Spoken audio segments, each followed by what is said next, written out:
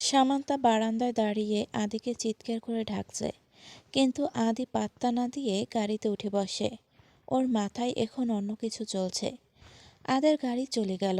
সামান্তা আবার দরজায় গিয়ে ধাক্কা মারছে, হাতের বাঁধন খোলার চেষ্টা করছে। পিছনের দিকে বাধায় খুলতে পারছে না, হাত মুচড়ামুচড়ি করছে। শামু কাঁদতে কাঁদতে মেঝেতে বসে সোফায় মাথা রেখে ঘুমিয়ে পড়েছে। নিশি দরজা খুলে শামুকে ওই অবস্থায় দেখে চমকে যায়। তাড়াতাড়ি ওর হাতের বাঁধন খুলে ওর শরীর জাঁকালো। সামান্তা ধীরে ধীরে চোখ মেলল। সামান্তা আর অস্থিরতার সুরে বলল, আদি কোথায়? নিশি চুপ করে আছে। কি হলো নিশি, কথা বলো না কেন? আমার ভয় লাগছে।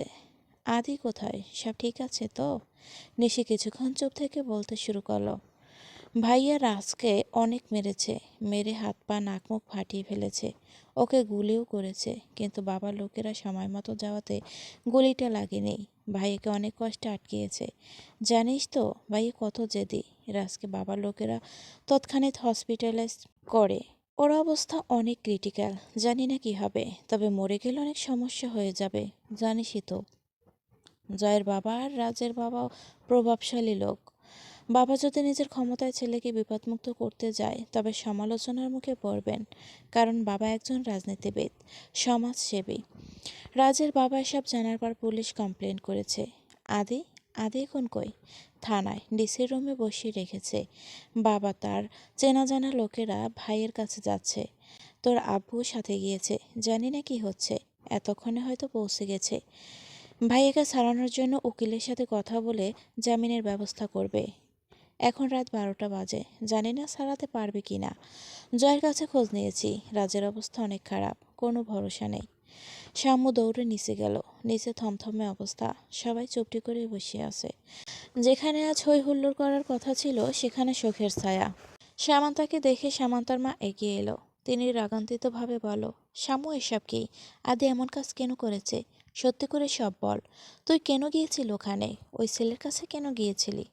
সবাই সামান্তার দিকে উত্তরের জন্য চেয়ে আছে, কিন্তু শামু কি বলবে, কি করে বলবে? কেন গিয়েছিল? আদি কেন এমন করেছে? আদি যাওয়ার সময় বলে গেছে যেন নিশি সব না জানে। শামুর মা শামুকে ধরে ঝাঁকিয়ে জিজ্ঞেস করলো, কথা বল, চুপ করে আছিস কেন? শামুর ব্রেন স্টপ হয়ে গেল, কিছুই মাথায় আসতেছে না। এত টেনশন আর এমন সিচুয়েশনে ব্রেন স্টপ হওয়ারই কথা। তাই মুখে যা এলো তাই বলে দিল, আসলে রাজ আমাকে বিরক্ত করছিল, ফোন করে আজে বাজে কথা বলছিল, তাই আমি গিয়েছিলাম। এক নিঃশ্বাসে বলে দিল, আর তাই তুমি নিজের গায়ের হলুদ রেখে, বাড়ি ভর্তি মেহমান রেখে কাউকে কিছু না জানিয়ে ওকে জবাব দিতে চলে গেলে? শ্যামু মাথা নিচু করে আছে, কিছুই বলছে না। কথা বলিস না কেন? শ্যামু তাও চুপ করে আছে। আদি পুপ্পির বলে ওঠে, এই মেয়ে তো অনেক ডেঞ্জারাস। ঘরে বর আর বাইরে আরেক ছেলেকে ফাঁসিয়েছে, আর নিজের বরের হাতে সে ছেলেকে মারিয়েছে। কি শিয়ানা মেয়ে রে বাবা! শ্যামুর মায়ের এবার আর সহ্য হলো না। তিনি কষিয়ে শ্যামুর দুগালে দু চর বসিয়ে দিলেন। তার এহেন কাজে চারদিক স্তব্ধ। সামান্তাও ছলছল চোখে মায়ের দিকে করুণভাবে চেয়ে আছে। ওর মা ওকে মেরেছে, যেন ওর বিশ্বাসই হচ্ছে না। কোনো ভুল বা অন্যায় করলে তিনি শামুকে বকুনি দিতেন, কড়া গলায় শাসন করতেন। 3 দিন কথা বলতেন না, এভাবে শাস্তি দিতেন, কখনো গায়ে হাত তুলতেন না।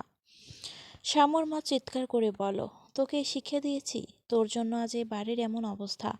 আদি তোর জন্য এত বড় ভুল করেছে। কি করলি এটা শামু তুই? এই মানুষগুলোর ভালোবাসার দাম এভাবে দিলে? শ্যামর মা আবার শ্যামর দিকে এগুতেই নিশি বলো, আন্টি কি করছেন? ও কি ইচ্ছে করে করেছে? বুঝতে পারেনি, ভুল হয়ে গেছে, আপনি শান্ত হন। শ্যামের এসে মাকে সামলাচ্ছে। আম্মু প্লিজ রুমে চলো। আমির ওর মাকে টেনে নিয়ে গেল। নিশি সামান্তাকে আদির রুমে নিয়ে গেল। সামান্তা যেন পাথর হয়ে গেছে। আদির মা একবারও শ্যামর কাছে আসেনি, কথা বলেনি। শ্যামর নিজেকে খুব অপরাধী মনে হচ্ছে। আদির জিনিসপত্র শুয়ে শুয়ে দেখছে। বারান্দায় বসে এক দৃষ্টিতে গেটের দিকে চেয়ে আছে। ভোর হয়ে এসেছে, শ্যামু ওভাবেই বসে আছে, কিন্তু আদি এলো না। কাঁদতে কাঁদতে ওখানেই ঘুমিয়ে পড়েছে। সকাল 8টায় ঘুম ভাঙল। কিছুক্ষণ পরে নিচে গেল, কিন্তু কেউ ওর সাথে কথা বলছে না, কিভাবে যেন তাকাচ্ছে। শ্যামু নিশির ঘরে গেল। নিশি ঘুমিয়ে আছে, গালে চোখের পানি শুকিয়ে দাগ বসে আছে, নিশ্চয়ই ভাইয়ের জন্য কেঁদেছে। শ্যামুর ইচ্ছে করছে না ওকে ডাকতে। শ্যামু ভেবে পাচ্ছে না কি করবে, কিভাবে আদির খোঁজ নেবে। শ্যামু আবার আদির রুমে গিয়ে বসলো।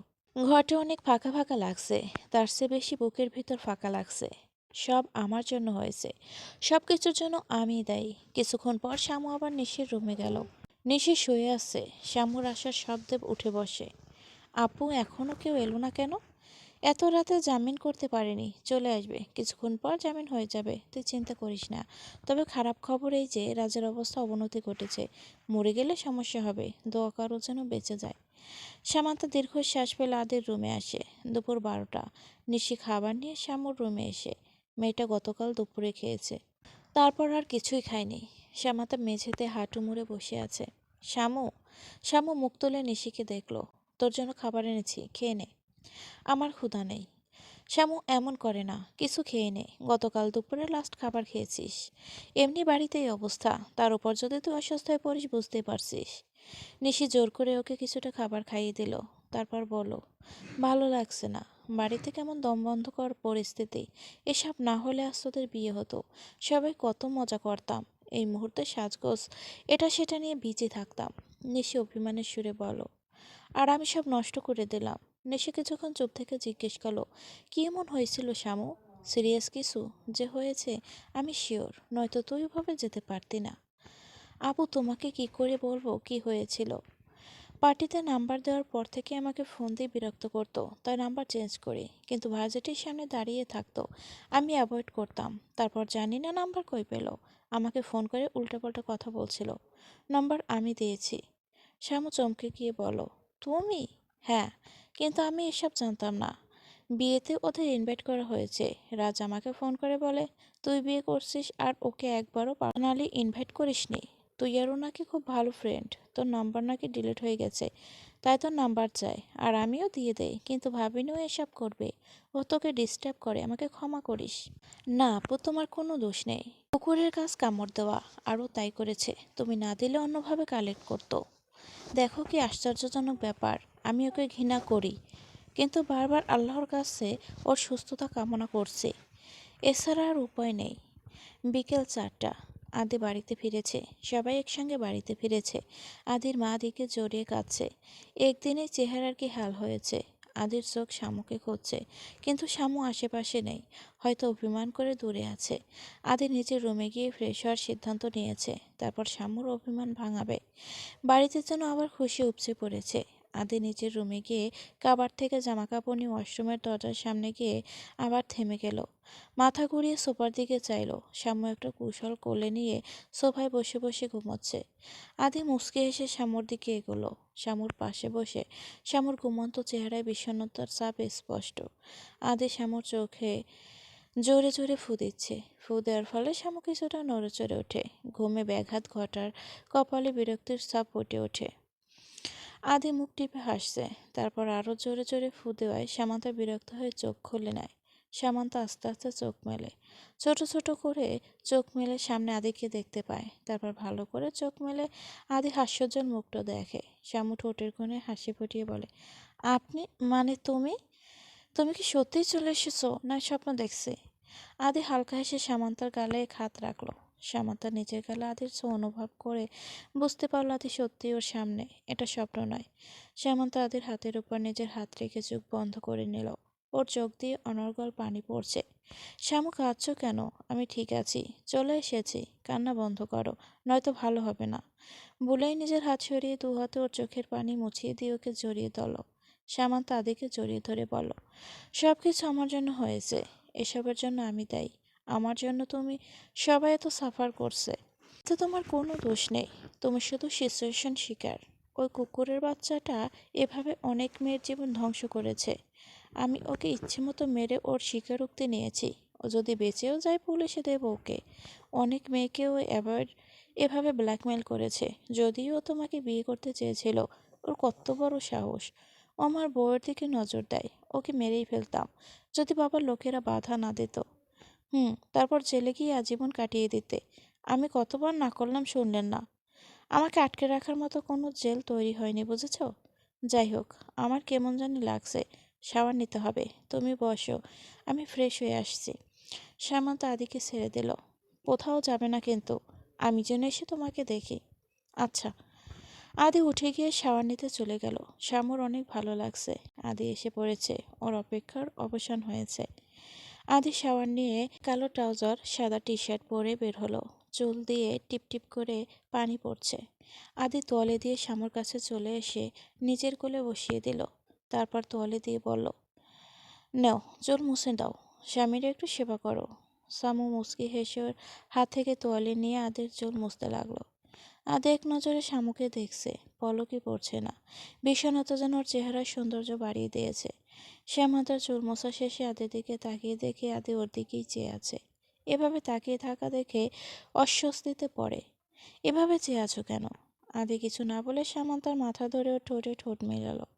আকস্মিক ঘটনায় শ্যামু হতবাক। ওর হাত থেকে তোয়ালে পড়ে গেল। কিছুক্ষণ পর আদি শ্যামুকে ছেড়ে দিয়ে বলে, I love you Shyamu. Shyamu আদির বুকে মুখ গুজে জবাব দেয়, আই লাভ ইউ টু। আদি ওকে আরো শক্ত করে জড়িয়ে নেয়। কিছুক্ষণ এভাবে থাকার পর সামান্তা বলল, আদি, হ্যাঁ? সবাই আমাকে ভুল বুঝেছে, আমাকে নানা প্রশ্ন করছে, কিন্তু আমি জবাব দিতে পারিনি। কে আমার সঙ্গে কথা বলছে না, আমার খুব খারাপ লাগছে। ডোন্ট ওরি, আমি এসে পড়েছি, আমি সব ঠিক করে দেব। আজ আমাদের বিয়ে হওয়ার কথা ছিল। তোমাকে যখন বলেছি বিয়ে করব, করবই, তবে সময় দরকার। কোনো ব্যাপার না, এখন কি করবে? আপু বলেছিল রাজ মরে গেলে তোমার সমস্যা হবে। আদি কড়া গলায় বলো, ওর নাম তুমি উচ্চারণ করবে না। তোমার মুখে যেন আমি ওর নাম না শুনি। ও না মরলে ওকে আমি মারবো। শালা নষ্ট পুরুষ। ইচ্ছে করছে ওকে কি হসপিটালে মেরে আসি। শান্ত হও, তুমি আর কোনো ঝামেলায় যাবে না প্লিজ। তুমি ওর নাম আর নেবে না। ঠিক আছে, নেব না। তারপর আবার আমতামতা করে বলো, নিশিয়াপুর নষ্ট করে ফেলেছি, শুধু তোমার ফোনে আছে। ফোন তোর মানে? ওইখানে ফেলে এসেছি, আমি নিয়ে এসেছি। ডিলিট করেনি? আমার ফোন থেকেও ডিলিট করে দিয়েন। বলা তো যায় না কার হাতে পড়ে যায়। হুম, ওটা থাক, ওটা দরকার হতে পারে। তুমি শুধু সাবধানে রেখো। আচ্ছা। দরজায় টোকা পড়ল। শ্যামা আদিকে ছেড়ে বলল, দেখে আসি কে এসেছে। শ্যামু দরজা খুলে নিশি এসেছে, আদিকে খেতে ডাকছে। আদির খাওয়া শেষ হতেই সবাই ওর উপর হামলে পড়ে, বিশেষ করে ওর বাবা। আমার জায়গায় তুমি থাকলে তুমি ওকে খুনি করে দিতে। তোমরা কেউ আসল ঘটনা জানো না, আমি অযথা ওকে মারিনি। তুমি, মা, আঙ্কেল, আন্টি, আপনাদের আমার কিছু জানানোর আছে। আপনারা শুধু শুধু শামুকে ভুল বুঝতেন। আপনাদের সত্যিটা জানা দরকার। আদির মা বাবা, সামান্তার মা বাবা আদির কথা শুনে স্তব্ধ হয়ে বসে আছে। আদির বাবা হঠাৎ বলে ওঠে, আদি, তুই বেশ করেছিস। ওই কুকুরের বাচ্চাকে উচিত শিক্ষা দিয়েছিস। ও সুস্থ হলে আমি ওকে জেলে পড়ব। ওর এত বড় সাহস এনহাব চৌধুরীর বাড়ির মেয়েদের ইজ্জতের দিকে হাত দেয়। আমি শুধু শুধু সামান্তার উপর অভিমান করেছিলাম। এতটুকু বাচ্চা মেয়ে নিজের কথা না ভেবে নিশির কথা ভেবেছে, আমার পরিবারের মান সম্মান নিয়ে ভেবেছে, আর আমি ওর উপর অভিমান করেছিলাম। ও কতটা সাহস দেখিয়েছে। আদির মা কাঁদে কাঁদে বলো, নিশি যেন এসব না জানতে পারে, তাহলে ও অনেক কষ্ট পাবে। মেয়েটা আমার অনেক নরম মনের মানুষ, শামুর মতো সাহসী নয়। ওকে তোমরা জানিও না। আদি ওর মাকে সান্ত্বনা দিয়ে বলো, মা প্লিজ কান্না থামাও, নিশি এসব জানবে না। ওকে জানাবো না বলেই তো তোমাদের আলাদা করে নিয়ে কথা বললাম। শামু এর জন্য তোমাদের কাউকে কিছু জানায়নি, যাতে নিশির কানে এসব না যায়। আমিও জানাতাম না, কিন্তু তোমরা শামুকে ভুল বুঝেছিলে, তাই বাধ্য হয়ে বললাম। আদির মা কান্না থামিয়ে বলো, শামু আমাদের কিছু বলেনি, আমরাও সত্যি না জেনে মেয়েটাকে ভুল বুঝেছি। শ্যামর মেয়ে সব শুনে অনুতপ্ত হচ্ছেন। কিছু না জেনে নিজের মেয়েকে ঘরভর্তি মানুষের সামনে চর মেরেছে। ভাবি, আপনার কথা না হয় বাদ দিন, আপনার ছেলের শোকে মাথা কাজ করেনি, কিন্তু আমি তো ওকে ঘরভর্তি মানুষের সামনে দুটো চর মেরেছি। মেয়েটা আমার অনেক কষ্ট পেয়েছে। আমি ওর গায়ে হাত তুলেছি কবে মনে পড়ছে না। ভুল করলে বকুনি দিয়েছি, কিন্তু হাত তুলিনি। কিন্তু কাল আমি ওর গায়ে। আদির বাবা, শ্যামর মা চর মারার কথা শুনে অবাক হয়ে যায়। শ্যামর বাবা বলে, কি বলছো? তুমি ওকে মেরেছো কেন? তুমি কি করে পারলে আমার মেয়ের গায়ে হাত তুলতে? আমি ছোট থেকে ওর গায়ে ফুলের টোকা পড়তে দেইনি। আর তুমি? আদির বাবা বলল, কাজটা ভাবি আপনি আসলে ঠিক করেনি। আদিও অনুতপ্ত। ও নিজেও শামুকে অনেক জোরে একটা থাপ্পড় মেরেছে। বেচারি কোনো দোষ না করেও 3টে থাপ্পড় খেলো। শ্যামুর মা বলল, শ্যামু কই? আমি ওর কাছে ক্ষমা চাইব। আমি তোর মা, আমি তোকে চিনি। আমার তো ওকে সাপোর্ট করার কথা ছিল। আদি শ্যামুর মাকে বলে, আন্টি, আমি শ্যামুকে আপনার রুমে পাঠিয়ে দিচ্ছি। ও নিশির সাথে নিশির রুমে আছে। আদের নিশির রুমে গিয়ে শামুকে ডেকে নিল। কাজ শেষ? হ্যাঁ। তুমি তোমার আম্মুর কাছে যাও, তোমার জন্য অপেক্ষা করছেন, কিছু বলবেন তোমাকে। শ্যামান্তার মুখ কালো হয়ে গেল। একটা দীর্ঘশ্বাস ছেড়ে বলো, যাচ্ছি। আদি পিছন থেকে বলো, উনি খুব অনুতপ্ত আমার মতো। শ্যামু আদির কথা শুনে মায়ের রুমের দিকে পা বাড়ালো। শ্যামু মাকে জড়িয়ে আছে।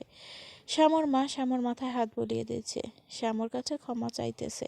শ্যামু মাকে জড়িয়ে কেঁদে দেয় আর বলে, তোমার কোনো দোষ নেই আম্মু, তোমার জায়গায় আমি থাকলে একই কাজ করতাম।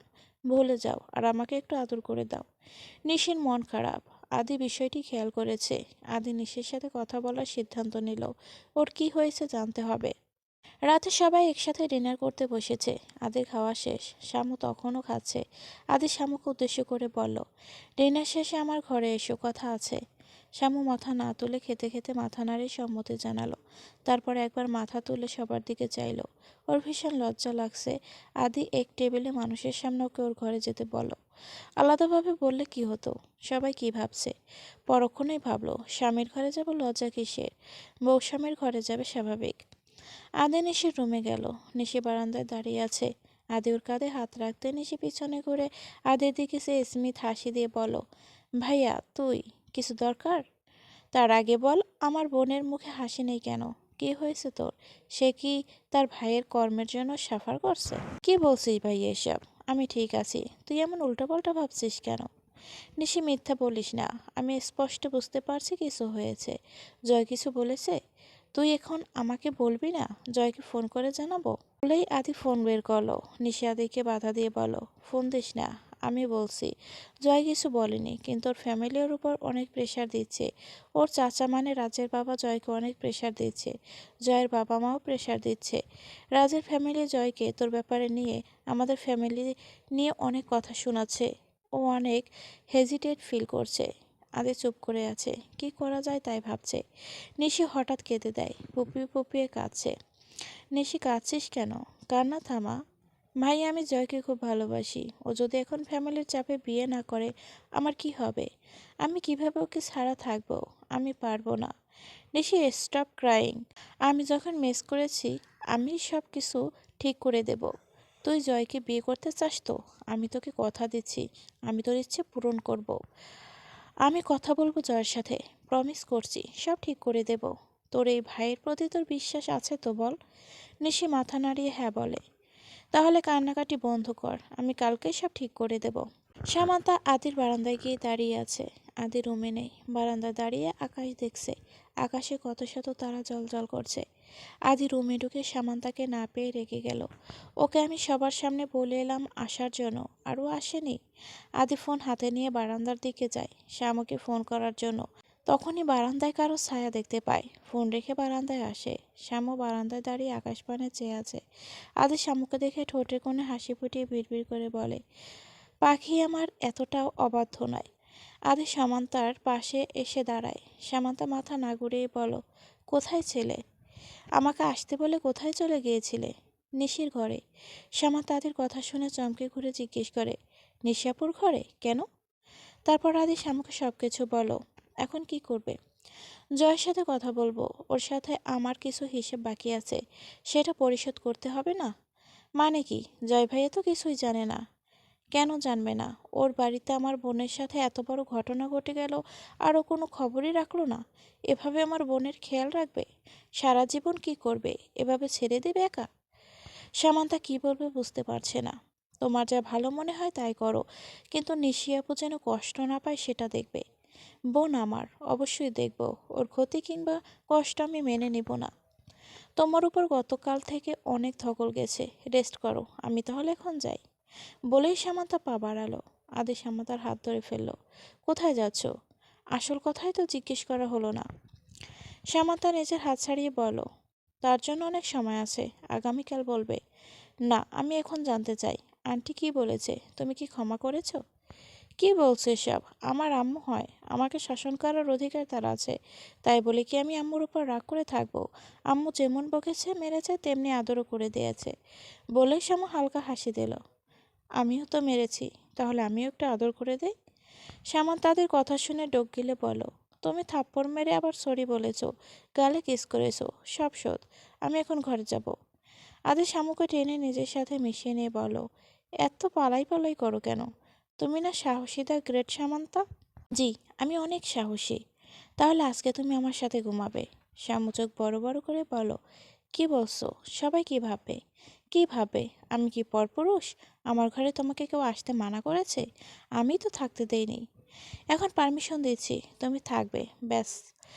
আদি সামান্তাকে ছেড়ে দিয়ে বলো, আমার খুব ঘুম পেয়েছে। আমি গতকাল সারা রাত ঘুমাইনি। ঠিক আছে। সামান্তা আদি পাশাপাশি শুয়ে আছে। ডিম লাইটের আলোয় আদি সামান্তার মুখটা দেখছে। এভাবে চেয়ে থাকলে ঘুমাবো কিভাবে? আমার তাকিয়ে থাকতে ইচ্ছে করে কি করব? তোমার না খুব ঘুম পাচ্ছে? হুম, তোমার জন্য আসতে পারছে না। তাহলে আমি চলে যাই। আদির প্রত্যুত্তরে সামান্তাকে টেনে বুকের মাঝে নিয়ে এলো। এবার ঘুম আসবে। সামান্তা মুচকি হেসে আদির বুকে মাথা রেখে জড়িয়ে ধরল। আদি সামান্তার মাথায় একটা চুমু খেয়ে বলল, গুড নাইট মাই ডিয়ার। হুম। আদি কিছুক্ষণের মধ্যেই ঘুমে তলিয়ে গেল। দুদিনের ক্লান্তি, সারা রাত বাইরে ছিল। শ্যামু আদির নিঃশ্বাসে ওঠানামা অনুভব করতে করতে ঘুমিয়ে পড়ল। শ্যামুর ঘুম ভেঙে যেতেই নিজেকে আদির বুকে আবিষ্কার করলো। আদি ওকে আষ্টেপৃষ্টে জড়িয়ে রেখেছে। ওর নিঃশ্বাস শ্যামুর চুলে এসে বাড়ি খাচ্ছে। ঘড়ির দিকে তাকাতে চোখ ছানা পড়া, 8টা বাজে। শ্যামু ভেবেছিল সবার ওঠার আগে ভোরবেলায় আদির রুম ছেড়ে নিজের রুমে গিয়ে শুয়ে পড়বে। কেউ কিছু বুঝতে পারবে না। এখন শ্যামু আদির কাছ থেকে নিজেকে অনেক কষ্টে ছাড়িয়ে উঠে দাঁড়ালো। তারপর আয়নার সামনে গিয়ে চুলগুলো ঠিক করে নিয়ে একবার আদির দিকে চেয়ে রুম থেকে বের হয়ে গেল। আদি কিছুই টের পেল না যে ঘুমকাতুরে ছেলে। সামান্তা সিঁড়ির কাছে গিয়ে আবার দৌড়ে ফিরে এলো। লিভিং রুমে সবাই জমিয়ে আড্ডা দিচ্ছে। নিচে নামতে দেখলে হাজার প্রশ্ন করবে, উপরে কি করছিলে, ইত্যাদি ইত্যাদি। যদিও এসব সামান্তার ধারণা। এখন কি করি? আমার এত লজ্জা লাগছে কেন? নিজের হাজব্যান্ডের রুমেই তো ছিলাম। লজ্জা লাগছে, কি করব? কেটে কুচি কুচি করে খেয়ে ফেলবো। উফ। সামান্ত উপায় না পেয়ে নিজের চুল নিজেই ছিঁড়ছে। তারপর গুটি গুটি পায়ে নিশির রুমে গিয়ে দেখে নিশি ঘুমাচ্ছে। শ্যামু নিশির পাশে গিয়ে শুয়ে পড়ল। কখন ঘুমের দেশে তলিয়ে গেল নিজেও জানে না। নিশির ডাকে ঘুম ভাঙল। তুই কখন এলি? আদির সাথে অনেক রাত পর্যন্ত গল্প করে তোমার রুমে এসে শুয়ে পড়েছি। ঘুমাচ্ছিল তাই ডাকিনি। নিশি মুচকি হেসে বলো, ভাইয়ের রুমে থাকলেই তো পারতি। এমনিতেই ওই রুমেই থাকার কথা ছিল গতকাল। ও রুমেই ছিলাম, সেটা তোমাকে কি করে বলি? আমি যাচ্ছি। শ্যামু নিচে নামতে আদির মা বলো, সকালে তোকে তোর রুমে গিয়ে খুঁজে এলাম, কই ছিলি? নিশিয়াপুর রুমে। ফ্রেশ হয়ে আয়, নাস্তা করবি। আসছে। জয় লিভিং রুমে বসে আছে, নিশির মায়ের সাথে কথা বলছে। শ্যামু আদিকে ডাকতে গেছে। আদি তখনও ঘুমে। বেলা বাজে 12টা, তার ওঠার নাম নেই। শ্যামান্তা আদির কাছে গিয়ে আদিকে ডেকেও কোনো লাভ হয়নি। শ্যামু এবার জাগাতে লাগলো, আদি উঠো, আদি। শ্যামু আদির কানের কাছে গিয়ে চিৎকার করলো, আদি! কি কি কি হয়েছে? 1 ঘন্টা ধরে ডাকছি, ওঠার নাম নেই। এত সকাল সকাল কেন ডাকছো? 12টা বাজে, 12টা। উঠো তাড়াতাড়ি, ফ্রেশ হও। 30 মিনিট। জয় ভাইয়া এসে বসে আছে। আদি জয়ের নাম শুনে লাফিয়ে উঠল। আগে বলবো না? সুযোগ পেলাম কই? আমি ফ্রেশ হয়ে নেই। আদি ফ্রেশ হয়ে নিচে গিয়ে দেখে জয় বসে আছে। আদি ওর মাকে উদ্দেশ্য করে বলো, মা নিশি কই? ভার্সিটিতে গেছে। Good. Joy please come with me, বিশেষ কথা আছে। জয় উঠে দাঁড়ালো। আদি সামান্তাকে বলো, তোমার ফোন নিয়ে আমার রুমে এসো। সামান্তা ফোনের কথা শুনে হকচকিয়ে গেল। আদি কী করতে চাইছে সেটা বুঝতে পারছে না। কি আর করার, ফোন নিয়ে আদির ঘরে গিয়ে দেখে দুজনে চুপ করে বসে আছে। সামান্তাকে দেখে আদি মাথা তুলে বলো, ভিডিও অন করে ফোন ওর হাতে দাও। জয় বুঝতে পারছে না কিসের ভিডিও। ও প্রশ্নবোধক চাহনি দিল আদির দিকে। সামান্তা আদির দিকে চেয়ে আছে। কি বলছে? কি বোনের ভিডিও দেখাতে বলছে? শ্যামু কাচুমুচু হয়ে বলো, কি বলছো ওনাকে? তুমি দেখাও, কোনো সমস্যা নেই, ও তো নিশির হবু স্বামী। সামান্তা হাতের আঙুল ঘষছে। কিছুক্ষণ পর আদি আবরার ইশারা করলো। জয় তো কিছুই বুঝতে পারছে না। শ্যামু ভিডিও অন করে জয়ের হাতে দিয়ে বলো, ভিডিও প্রেস করুন। জয় ফোন হাতে নিয়ে প্রেস করে কয়েক সেকেন্ড মাথায় চোখ বন্ধ করে ফোন উল্টো করে টেবিলে রেখে দিয়ে চোখ রক্তবর্ণ করে বলো, হোয়াট দ্য হেল, এসব কি? চেহারা স্পষ্ট না হলেও বুঝতে বাকি নেই এটা নিশি। আদি টেবিলে চাপড়ে দাঁড়িয়ে গিয়ে চিৎকার করে বলো, আমিও জানতে চাই এসব কি? মানে? মানে এই সিকিউরিটি তুমি আমার বোনকে দিয়েছো? আমি কিছুই বুঝতে পারছি না। তোমার বাড়িতে তোমার ভাই আমার বোনের ড্রেস চেঞ্জিং ভিডিও বানায় আর তুমি কি করছিলে? এসব রাজ করেছে? হ্যাঁ, ওই ব্লাডি বিষ এটা করেছে। আমার বোনের সম্মান নিয়ে খেলছে। রাজ? হ্যাঁ, ও নিশিকে ট্র্যাপে ফেলে ওর ভিডিও বানিয়েছে। নিশির কাছ থেকে শ্যামুর নাম্বার নিয়ে ওকে ভিডিও পাঠিয়ে ব্ল্যাকমেল করছে। আর এই জন্য আমি ওই কালপিটকে মেরেছি। কি? একটা শব্দে সবাই দরজার দিকে তাকালো। নিশি দাঁড়িয়ে আছে, ওর হাত থেকে ফোনটা নিচে পড়ে গেছে। সবাই দাঁড়িয়ে গেল। ওর ক্লাস শেষ হতে বিকেল, কিন্তু এই সময় বাসায় ফিরবে কেউ বুঝতে পারেনি। নিশি এগিয়ে এসে জিজ্ঞেস করলো, কিসের ভিডিও? তার মানে যা হচ্ছে সব আমাকে নিয়ে? শ্যামু, তুই আমাকে মিথ্যা বলেছিস? না আপু, তুমি ভুল বলছো। তুমি যা ভাবছো ভিডিও দেখা। শ্যামু আদির দিকে তাকিয়ে ইশারা করলো। আদি টেবিল থেকে ফোন তুলে পকেটে নিয়ে বলো, কোনো ভিডিও নেই। তুই ভার্সিটি থেকে ফিরেছিস, ফিরে শ। ভাইয়া, তুই যদি না দেখাস এখন আমি কি করব নিজেও জানি না। জয় শান্ত কণ্ঠে বলো, আদি ওকে ফোনটা দাও। আদি কিছুক্ষণ চুপ থেকে শ্যামুর হাতে ফোন দিল। শ্যামু ভিডিও বের করে কাঁপা কাঁপা হাতে নিশিকে বলো। নিশি ভিডিও দেখে কয়েক সেকেন্ডে মাথায় হাত থেকে ফোন ফেলে দিয়ে দু হাতে চোখ মুখ ডেকে মেঝেতে বসে পড়ল। ওর সারা শরীর কাঁপছে, দু চোখ বেয়ে পানি পড়ছে। শ্যামুর পাশে বসে বলো, নিশি আপু কান্না থামাও, কেউ দেখেনি সব। আদি রাজের ফোন, ল্যাপটপ থেকে ভিডিও নষ্ট করে দিয়েছে, প্লিজ। জয় এগিয়ে এসে নিশির পাশে বসে ওকে জড়িয়ে ধরে বলো, আমাকে ক্ষমা করো নিশি, আমি তোমার খেয়াল রাখতে পারিনি, তোমাকে নিরাপত্তা দিতে পারিনি, নিজের ভাইয়ের কুদৃষ্টি থেকে বাঁচাতে পারিনি, আমাকে মাফ করো। নিশিকে ধাক্কা দেয়, ছবি নামায় তুমি, ছবি না, আমি কাউকে ক্ষমা করব না। নিশি প্লিজ এমন বলো না, আমি ভালোবাসি তোমাকে, তোমায় ছাড়া থাকতে পারবো না। প্লিজ, তুমি যা বলবে আমি তাই করব, কিন্তু আমাকে ক্ষমা করো, আমাকে দূরে সরিয়ে দিও না। আমি ওর বিচার চাই, এতে যা হবার হবে, আমার বদনাম হোক, তুমি আমাকে ছেড়ে দাও, আই ডোন্ট কেয়ার। শ্যামুর ঠোঁটের কোণে হাসি ফোটে। নিশি যে ভয় পেয়ে কুকরিয়ে না গিয়ে এমন একটা সিদ্ধান্ত নিয়েছে। ও যদি ওর বিরুদ্ধে কমপ্লেন করে তবে শুধু নিশিই না, অন্য সব মেয়েরাও বিচার পাবে, তারা নতুন করে বাঁচার আশা পাবে। জয় বলল, অবশ্যই শাস্তিকে পেতেই হবে। ও তোমার সম্মান নিয়ে খেলেছে, আমার ভালোবাসা, আমার হবু বউয়ের সম্মান নিয়ে খেলেছে, শাস্তি ওকে দিয়েই ছাড়বো। শ্যামু আদিকে ইশারা করলো বাইরে যাওয়ার জন্য। আদি শ্যামুর পিছু পিছু বাইরে চলে এলো, ওদের একা ছেড়ে। জয় নিশিকে বুকের মাঝে জড়িয়ে নিয়ে ওর মাথায় অসংখ্যবার ঠোঁট ছুঁয়ে মাপ চাইল। শ্যামতা মুসকি মুসকি হাসছে। আদি সেটা খেয়াল করে বলো, তুমি এত খুশি কেন? আসলে আপনি যখন জয় ভাইয়াকে ভিডিও দেখাতে বলেছিলেন তখন আমি মনে মনে আপনাকে বেককল উপাধি দিয়েছিলাম, কিন্তু এখন দেখছি ভালোই হয়েছে। নিশি আপু জেনে অন্যরকম রিয়েক্ট করেনি, বরং সাহস দেখিয়েছে। জয় ভাইয়াও সাপোর্ট দিচ্ছে, সব মিলিয়ে ভালোই হয়েছে। সত্যি সবাই জেনেছে, ওদের রিলেশনও ঠিক হয়েছে। তুমি আমাকে এতটা বেককল ভাবো জানতাম না তো। শ্যামু দুষ্ট হাসি দিয়ে বলল, আমি তো ভেবেছিলাম ওই 6 ফুটের জিরাফ রোমান্স ছাড়া আর কিছুই জানে না। আজ চোখ মুখ কুঁচকে বলো, তুমি আমাকে আবার জিরাফ বলে? দাঁড়াও। শ্যামু বুঝতে পারছে অবস্থা খারাপ, যে কোনো সময় যে কোনো কিছু ঘটে যেতে পারে, তাই কেটে পড়াই শ্রেয়। শ্যামু মুখ ভেঙচি কেটে দৌড়। ওই বলাচ্ছ কেন? দাঁড়াও, আজকে আমি তোমাকে দেখাবো রোমান্স কাকে বলে। আরে শ্যামুর পিছে দৌড়, ওরা গোল্লাছুট খেলুক। সারুন, আব্বু আম্মু। হুম, ডাকো, যাকে ইচ্ছে ডাকো, আমি তোমাকে ছাড়ছি না। কি বলেছিলে? আমি জিরাফ, রোমান্স ছাড়া আর কিছুই পারি না?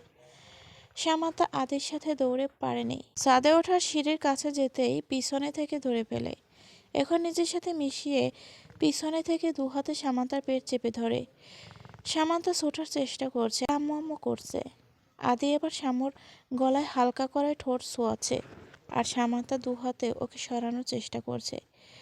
সামান্তা না পেরে বলো, এভাবে জোর জবরদস্তি রোমান্স করাকে কি বলে জানেন? আদি মুখ তুলে মনোযোগের ভান করে বলো, কি বলে জান? লুচ্চামি। সিসি, এভাবে বলে না, একে লুচ্চামি না, বরের আদর বলে। তারপর আবার নিজের কাজে ব্যস্ত হয়ে পড়ে। সারুন, কেউ দেখবে। শ্যামান্তা আদির হাত টেনে জোরে একটা কামড় দিল। আদি আহ করে ছাড়তে সাময়িক দৌড়ে নিচে চলে আসে। আদিও পিছনে আসে। দাঁড়াও, তোমার চুল ছিঁড়ে ফেলবো। আমার চুল ছিঁড়ার শখ নেই। শ্যামু গিয়ে আদির মায়ের পেছনে গিয়ে লুকালো। মা, দেখুন আপনার ছেলে আমার চুল ছিঁড়তে এসেছে। আদির মা রেগে গিয়ে আদিকে বলো, কিরে আদি, তুই ওর চুল ছিঁড়তে এসেছিস? তোর সাহস তো কম না, যা এখান থেকে, নয়তো তোর সব চুল ছিঁড়ে নেব। মা জানো ও কি করেছে? আদির মা বড় কুসকে জিজ্ঞেস করলো, কি করেছে? ও কিছু না। শ্যামু মুচকি মুচকি হাসছে। আদি শ্যামুর দিকে কটমট করে তাকাচ্ছে। আদি মনে মনে বলছে এর শোধ পরে নেব। আদি নিজের রুমের দিকে পা বাড়ালো। নিশির কি হলো জানতে হবে, ও কি সিদ্ধান্ত নিয়েছে সেটা জানতে হবে। আদি চলে যাওয়ার পর আদির মা জিজ্ঞেস করে, কি করেছিস শ্যামু? কিছুই না, কিছু করলে তো বলতোই। হুদাই আমার চুলের পিছনে পড়েছে। দূর থেকে শ্যামুর মা সবটা দেখছিল আর ভাবছে মেয়েটা আমার অনেক ভাগ্যবতী, এত ভালো শাশুড়ি পেয়েছে। আদিও ভালো, শ্যামুর মতোই বাচ্চামো করে, শ্যামুকে ভালোবাসে খুব। জয় রাতে বাড়িতে ফিরতে জয়ের বাবা এগিয়ে এসে ছেলেকে জিজ্ঞেস করলো, সারাদিন কোথায় ছিলে? তোমার ফোন বন্ধ কেন? তোমার হসপিটালে যাওয়ার কথা ছিল কিন্তু যাওনি, কোথায় ছিলে? নিশিতাদের বাসায়। হোয়াট? তুমি হসপিটালে না গিয়ে নিশিতাদের বাড়িতে? জয় তোমার ভাই রাজ হসপিটালে মৃত্যুর সাথে লড়াই করছে। তোমার চাচার অবস্থাটা বোঝা উচিত। আমাদের এখন ওদের পাশে থাকা উচিত। আর তা না করে তুমি নিশিতাদের বাসায় ছিলে? হ্যাঁ ছিলাম। রাজার যা খুশি হোক, আই ডোন্ট কেয়ার। ওর মতো মানুষের বেঁচে থাকা উচিত নয়। জয়, রাজ তোমার ভাই। ভাই? কিসের ভাই? ও আমার ভাই না। ও আমার ভাই হওয়ার যোগ্যই নেই। ও যা করেছে তাতে। কি করেছে? হ্যাঁ, কি করেছে রাজ?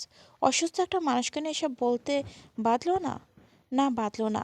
আমি নিতান্তই বিবেক বর্জিত মানুষ নই। আমার শিক্ষা এতটা খারাপ নয়, তাই আমি ওর মৃত্যু কামনা করতে পারছি না।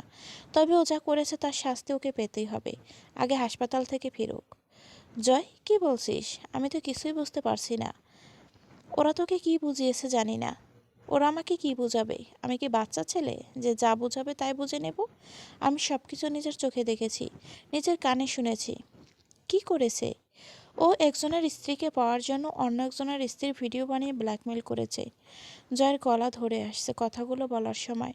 রাজ আমাদের এঙ্গেজমেন্টের দিন নিশি ভাবিকে দেখে পছন্দ করে, কিন্তু রাজ জানতো না উনি নিশির ভাবি। আমিও জানতাম না, কারণ এর আগে আমি দেখিনি ওর ভাবিকে। রাজ আমাকে জানায় ওর একটা মেয়েকে পছন্দ হয়েছে। আমি যেন নিশির সাথে এ নিয়ে কথা বলি। নিশির সাথে কথা বলে জানতে পারি উনি ওর ভাবি। তারপর রাজকে জানাই, ভেবেছি রাজ এসব ভুলে যাবে। কিন্তু না, রাজ ভাবির পিছনে পড়ে থাকে। ওনার নাম্বার কালেক্ট করে ফোন করত। ভাবি বিরক্ত হতো, কিন্তু ননদের হবু শ্বশুরবাড়ির লোক তাই কিছু না বলতে পেরে নম্বর বদলে দেয়। তখন ভার্সিটিতে পিছু করত। ভাবি বাসায় ফিরে জানাতে পারেনি, আদির ভয়ে। আদি হাই টেম্পার হয়ে থাকে, কখন কি করে ফেলে। তারপর কিছুক্ষণ থেমে বলো, তোমাদের বিবাহবার্ষিকীতে নিশি আসে, আর রাজ ইচ্ছে করে নিশিকে ট্রাপে ফেলে। ওর উপর এত পরিমাণে ড্রিঙ্কস ফেলে যে বাধ্য হয়েই ওকে চেঞ্জ করতে হয়। আর সেই ওয়াশরুমে রাজ হিডেন ক্যামেরা সেট করে, আর সে ভিডিও দিয়ে ভাবিকে ব্ল্যাকমেল করে। কি? হ্যাঁ বাবা, হ্যাঁ। বলছিলে না ভাই, আমার ভাই। আমার বউয়ের সম্মান নিয়ে খেলেছে, নিজের ভাবির সম্মান, নিজের বাড়ির সম্মান। ওর ভাইয়ের হলুদের দিন ভিডিও পাঠিয়ে ভাবিকে ব্ল্যাকমেল করে, এমনকি তার পিছনে লোক লাগিয়ে দেয়, হুমকি দেয় এটা বলে যে রাজের সাথে দেখা না করলে ভিডিও লিক করে দেবে, কাউকে বলার চেষ্টা করলেও ভিডিও লিক করে দেবে। তুমি বলেছিলে না ভাবির চরিত্র খারাপ, রাজের সাথে নোংরামি করতে গিয়েছিল? না, সে তো নিশিকে বাঁচাতে প্রুফ কালেক্ট করতে গিয়েছিল, আর নিজের সেফটির জন্য আদিকে ক্লু দিয়ে গিয়েছিল। প্রুফ কালেক্ট করার পর আদি ভাবিকে সেভ করে। আদি সবটা জেনে প্রচুর রেগে যায়।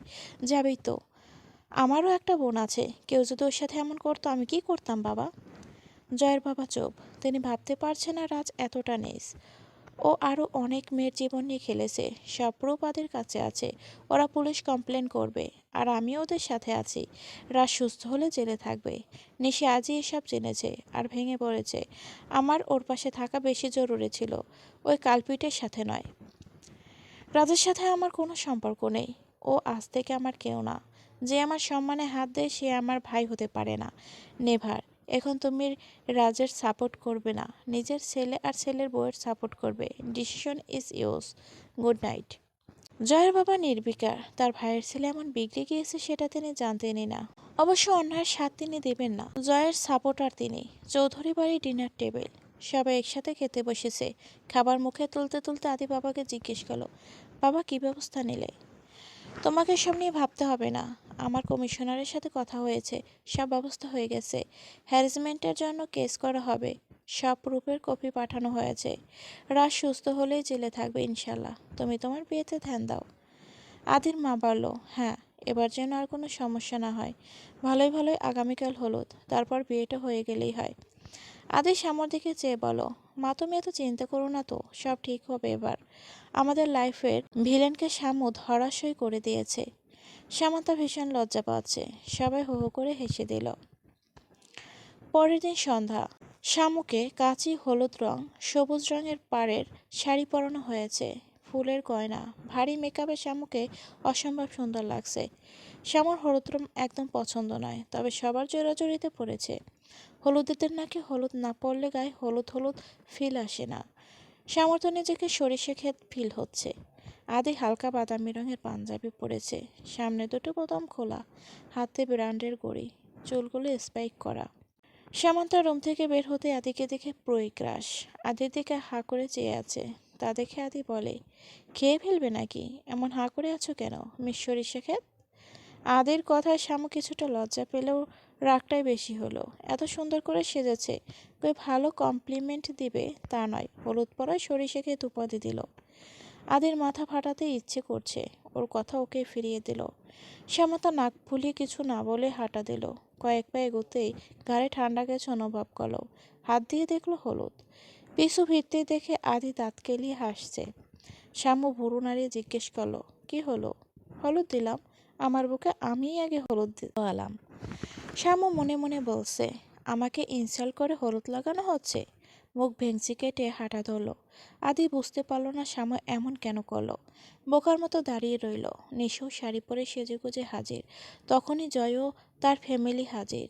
জয়ের ফ্যামিলিকে দেখে নিশি উচ্ছ্বসিত। হিয়ের ফ্যামিলিকে এখানে আশা করেনি। তিনি এগিয়ে গিয়ে সবাইকে অভ্যর্থনা জানালো।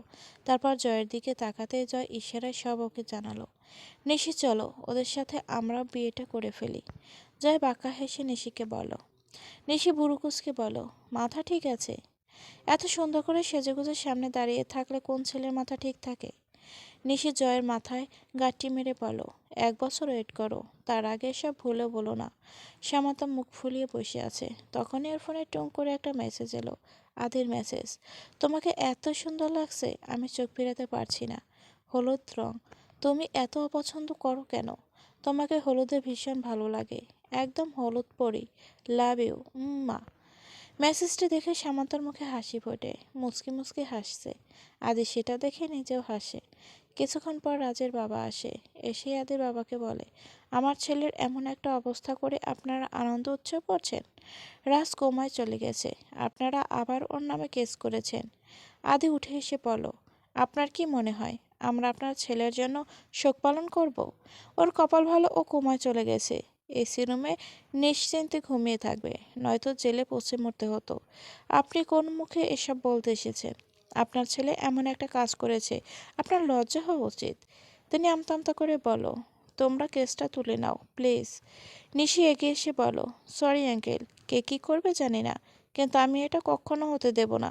আমি আপনার মেয়ে হলে কি করতেন, কিংবা আপনার মেয়ের সাথে এমন হলে কি করতেন? আমি ওর শাস্তি চাই। রাজের বাবার আর কিছু বলার নেই। তিনি দীর্ঘশ্বাস ছেড়ে চলে গেলেন।